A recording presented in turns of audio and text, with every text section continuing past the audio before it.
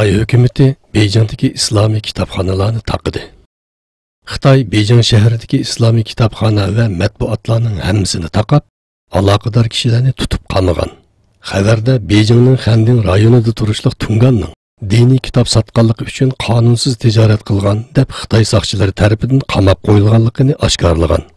Xabarda yana Xitoyning islomiy kitob nashriyotini, islom diniga oid xitoycha kitoblarni nashr qilib setishni cheklaganligi, Malayziyada yasalgan islom diniga oid buyumlar, do'ppa, kiyim-kechaklar, islom dini tus olgan san'at buyumlari, qo'l sanoat buyumlari, hatto musulmoncha yemekliklarmi yumshoq vositalar bilan cheklanayotganligi tilga ilingan.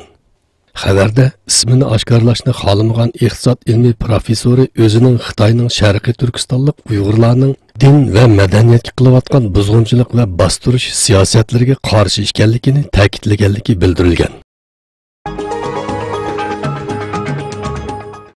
Ulamolarimizning faoliyati kundan-kunga jonlanmoqda. 11-oktyabr Sharqiy Turkiston Ulamolar birligi, Dunyo musulmon olimlar birligining idora hay'at a'zosi, Turkiya musulmon olimlar jamiyatining raisi doktor Abdulvahab Akinjini ziyorat qilgan. Ziyoratda Sharqiy Turkiston Ulamolar birligi raisi doktor Atavullah Shahyar, bosh kotib vakili Abdul Ahad Ujat, ustoz Nizomiddin Tamkini qatorliqlar birlikda doktor Abdulvahab Akinji bilan do'stona suhbat elib borgan. Ziyorat davomida yana Sharqiy Turkiston musulmonlarining hozirgi vaziyat ahvoli, zolim Xitoy tajovuzchilarining yaqinqi mezgillarda yo'lga qo'ygan Qur'oni Karim va diniy tus olgan yoki islom diniga aloqasi bo'lgan har qanday diniy kitoblarni musodara qilib, dinga aloqador narsalarni topshirmaganlarni qattiq bostirayotganligi, Sharqiy Turkistonliklar musulmon bo'lganligi uchun bostirilayotganligi, turmalarga tashlanayotganligi haqida ma'lumot berilgan.